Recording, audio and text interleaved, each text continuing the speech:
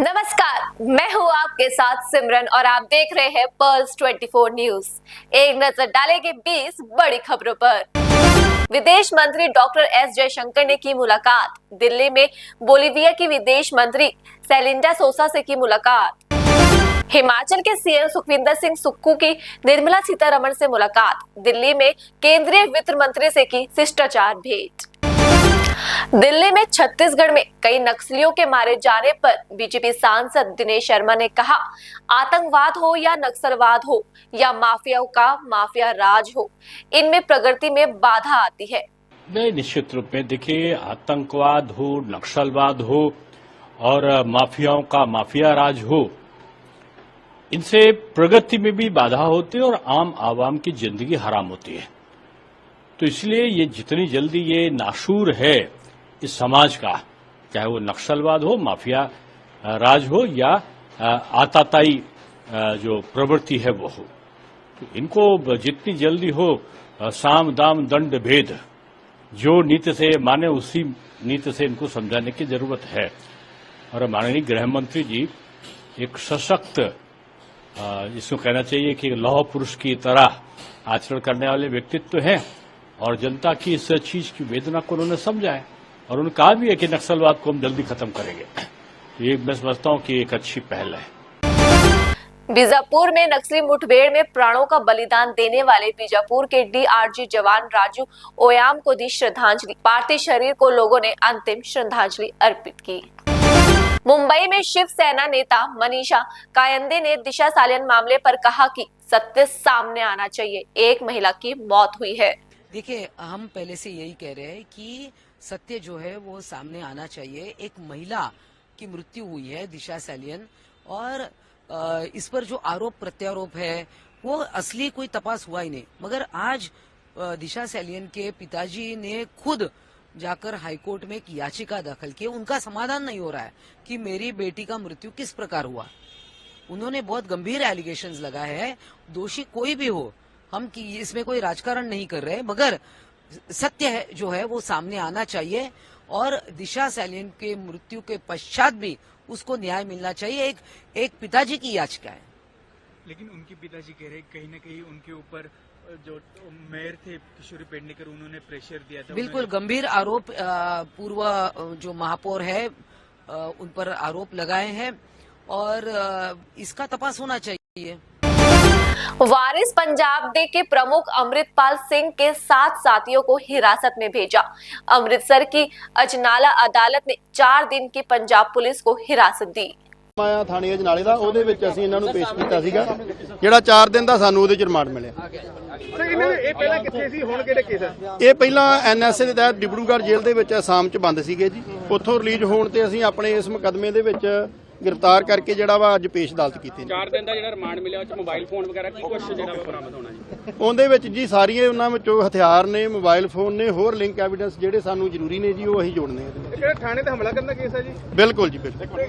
ਅਮਰਪਾਲ ਦੇ ਸਾਥੀ ਨੇ ਸਾਰੇ? ਹਾਂਜੀ ਹਾਂਜੀ, ਬਿਲਕੁਲ ਜੀ, ਕਰੀਬੀ ਸਾਥੀ ਨੇ ਜੀ, ਮੇਨ ਇਹਨਾਂ ਦਾ ਪਾਰਟ। ਜਿਹੜੀ ਪੁੱਛਗਿੱਛ ਕਿਸ ਬਿਹਾਰ ਤੇ ਲਏਗੀ ਤੁਹਾਡੇ ਕੋਲ ਰਿਮਾਂਡ ਜਿਹੜਾ ਤੁਸੀਂ ਮੰਗਿਆ ਗਿਆ ਜੀ?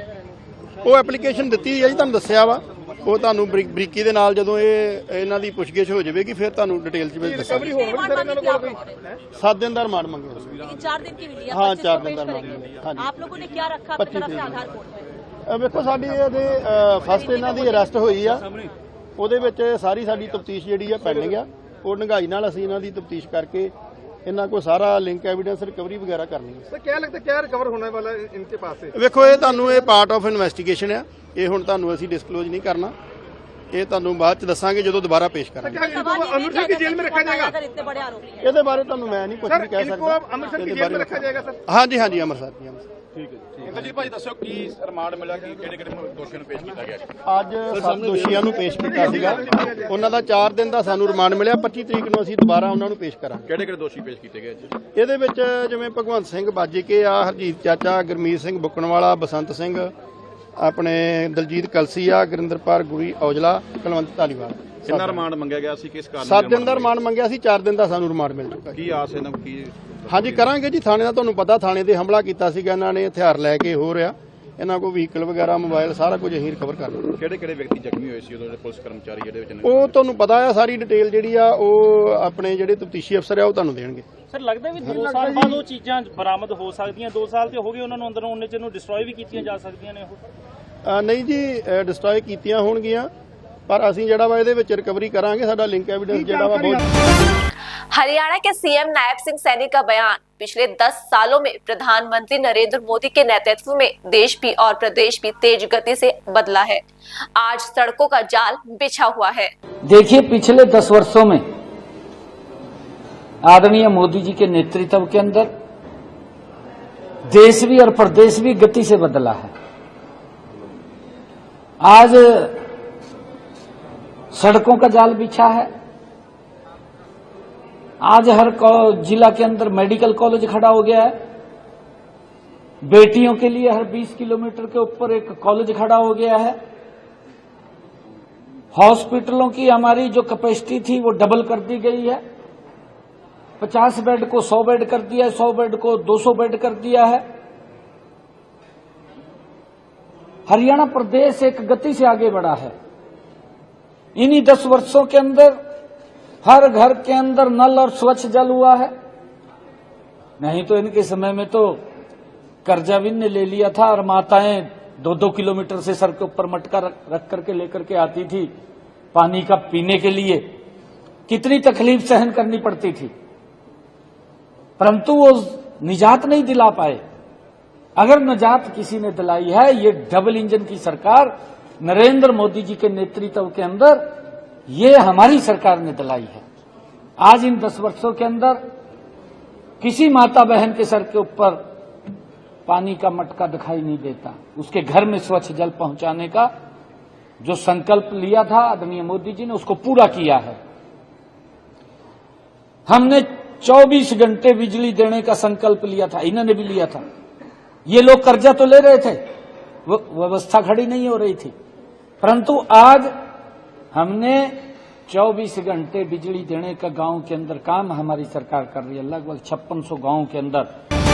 दिल्ली में सपा सांसद अवधेश प्रसाद का बयान, जिस तरह से एक तरफ राष्ट्रगान हो रहा है और दूसरी तरफ बिहार के सीएम नीतीश कुमार बात कर रहे हैं, हाथ से इशारा कर रहे हैं, ये बहुत ही निंदनीय है। पिछले 10 सालों में ईडी की कार्रवाइयों पर कांग्रेस नेता हरीश रावत ने कहा, कांग्रेस का प्रश्न है कि संस्था का राजनीतिक दुरुपयोग नहीं होना चाहिए। ये आज जिन अधिकारियों का इस्तेमाल कर रहे हैं, वो अधिकारी इन संस्थाओं को कांग्रेस सरकार ने दिए हैं। मेरा ख्याल है आप शायद किसी जो संसद में उत्तर दिया गया उसको रेफर कर रहे हैं, तो पॉलिटिकल लोगों के खिलाफ जिनमें सांसद, मंत्रीगण, मुख्यमंत्रीगण आदि हैं, उनमें केवल 2 के खिलाफ कुछ सब्सटेंशियल प्रूफ ये इकट्ठा कर पाए हैं। लेकिन हमारा प्रश्न ये नहीं है, हमारा प्रश्न है दुरुपयोग का। कांग्रेस का प्रश्न है कि दुरुपयोग नहीं होना चाहिए, संस्था का राजनीतिक उपयोग नहीं होना चाहिए, इन संस्थाओं की स्वायत्तता बनी रहनी चाहिए। ये जिन अधिकारों का आज उपयोग कर रहे हैं, वो अधिकार इनको कांग्रेस की सरकार के समय में दिए गए हैं। ये सारी संस्थाएं कांग्रेस की सरकार ने खड़ी की हैं और उनको एक स्वायत्त शासित संस्था के रूप में विकसित किया है ताकि भारत मजबूत हो। आज भारत की मजबूती के बजाय जो है भारतीय जनता पार्टी की मजबूती के लिए ये संस्थाएं काम कर रही हैं। इससे इन संस्थाओं की स्वायत्तता को लेकर के हम चिंतित हैं। कार्रवाई जो लगातार चल रही है, इसको आप किस नजर से देखते हैं और जो संसद में सरकार ने जवाब दिया उसको किस नजर? अब मैं समझता हूं कि ईडी के जो जिम्मेदार लोग हैं वो इस आईने में अपने काम को देखेंगे और जो लोग उनको इस तरीके से उनका दुरुपयोग करने की कोशिश कर रहे हैं उससे बचेंगे। 1956 में पंडित जवाहरलाल नेहरू ने ईडी को एस्टेब्लिश किया था, ये सोच के लिए भारत में करप्शन और इस तरह के जो वो उसके लिए ईडी कार्रवाई करे। उस समय जो सोच जवाहरलाल नेहरू की थी और आज जो हो रहा है उसको कहां देखते हैं? देखिए, पंडित जवाहरलाल नेहरू जी ने सारी संस्थाएं, जो संस्थाएं आज हमारा गौरव बनी हुई हैं, वो भी, और जिन संस्थाओं का आज दुरुपयोग कर रहे हैं वो भी पंडित नेहरू जी ने खड़ी की, ईडी भी खड़ी की, इसीलिए जो है दूसरी जांच एजेंसियां भी खड़ी की। वो गवर्नेंस के लिए जो चीजें आवश्यक थी, सार्वजनिक जीवन की स्वच्छता के लिए जो चीजें आवश्यक थी, प्रशासनिक स्वच्छता के लिए जो संस्थाएं आवश्यक थी, वो पंडित नेहरू ने और कांग्रेस के समय में उन सरकारों ने खड़ी की। और वैसे तो पंडित नेहरू ने जो है आसमान से लेकर के थल और जल तक सब जगह जो संस्थाएं आज हमारा गौरव बढ़ा रही हैं, जिसमें अंतरिक्ष आयोग से लेकर के परमाणु आयोग तक, ये सारी संस्थाएं पंडित नेहरू ने खड़ी की। आज रक्षा क्षेत्र के अंदर उनके बनाए हुए कारखानों को बेच करके सरकार अपना खजाना भरने का काम कर रही है और अडानी जी को उपकृत कर रही है। सब नेहरू जी की देन है। बलरामपुर दौरे पर सीएम योगी आदित्यनाथ, मां पाटेश्वरी देवी मंदिर में की सीएम ने पूजा अर्चना। अयोध्या में सीएम योगी आदित्यनाथ, हनुमानगढ़ी मंदिर में सीएम ने की पूजा अर्चना।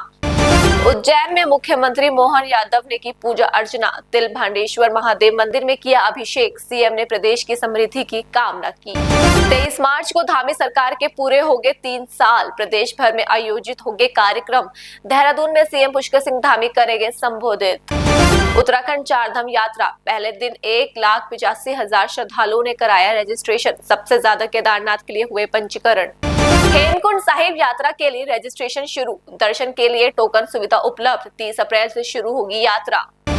फरीदाबाद में एक फर्जी आईपीएस गिरफ्तार। सीएचओ रणवीर सिंह ने दी जानकारी। कहा, फर्जी आईपीएस बनकर हमारे अधिकारियों को धमका रहा था। सुरेंद्र चौधरी के नाम से कोई फर्जी आईपीएस बनकर के और पुलिस सुविधा, पुलिस सुरक्षा और हमारे पुलिस अनुसंधान अधिकारियों को, थाना प्रबंधक को, उनको धमका रहा था। तो इसको हमने गिरफ्तार कर लिया है। इसके खिलाफ कठोर कार्रवाई की जाएगी। कैसे कांटेक्ट किया पुलिस कर्मियों को इन्होंने? क्योंकि इसने फोन संपर्क से फोन दिया था, इसने अपनी लोकेशन बताई, मैं आ रहा हूँ और मेरे को फैसिलेट करना फरीदाबाद में, मेरे को डेस्टिनेशन का नहीं पता है। ठीक है, उसके बाद हमने इसकी आइडेंटिटी का चेक किया तो सब एक्सपोज हो गया इसका। तो कहाँ से फोन आया था और कहाँ से आपको ये मिले? ये हमारे को यहाँ इसमें फरीदाबाद दिल्ली बॉर्डर पर मिले थे, कालिंदी कुंज के आसपास। इन्होंने पहले बॉर्डर पर बुलाया था, बॉर्डर पर ये आए नहीं, ये इंसिस्ट करते रहे हमारे को कालिंदी कुंज से ले जाओ। हमने वहाँ से इसको, चलो फिर भी 5-4 किलोमीटर है, अधिकारी है, उसको सम्मान देने के लिए चले गए। और तो आए तो यहाँ फरीदाबाद में बोले डेस्टिनेशन, सर डेस्टिनेशन, बोले अब मैं अब आप अपने आप चला जाऊँगा। और फिर वापस जब हमने कहा नहीं आपके डेस्टिनेशन पर ही भिजवा देंगे, तो बोला मैं अब वापस नोएडा ही जाऊंगा। मैं नोएडा नहीं जाने देंगे अब आपको। और फिर उसका सारा जो है ना, मैंने आइडेंटिटी के बारे में पता किया तो सब झूठा ड्रामा पाया उसका। जब पहला कॉल आया तो कैसे ट्रीट किया आईपीएस बनकर? पहले कॉल में इसको देखो, पहले कॉल में तो किसी को आईपीएस अधिकारी काफ़ी मर्यादित पद होता है, तो उससे मान सम्मान से सभी हमने मेरे अधिकारियों ने भी सभी ने बातचीत की, भाई कभी चूक ना हो जाए। तो परंतु फिर पूरी सावधानी से हमने काम किया और इसको फिर हमने नैब कर लिया। अब क्या क्या धाराओं के तहत मामला दर्ज किया गया? इसमें लोक सेवक का प्रतिरूपण और सरकारी कार्य में बाधा डालने का इसके खिलाफ अभियोग अंकित किया है। कितनी एजुकेशन बताई जा रही है और क्या? ये एमए इकोनॉमिक्स बोल रहा है और किसी मल्टीनेशनल कंपनी में नौकरी करता है, सीनियर मैनेजर के पद पर। और क्या नाम है इनका? गौरव शर्मा नाम। और कहाँ से बता रहे थे ये? बेसिकली ये महरौली से बता रहे हैं और नौकरी करता है नोएडा। डीसीपी कहाँ से बता रहे थे ये? DCP south Delhi.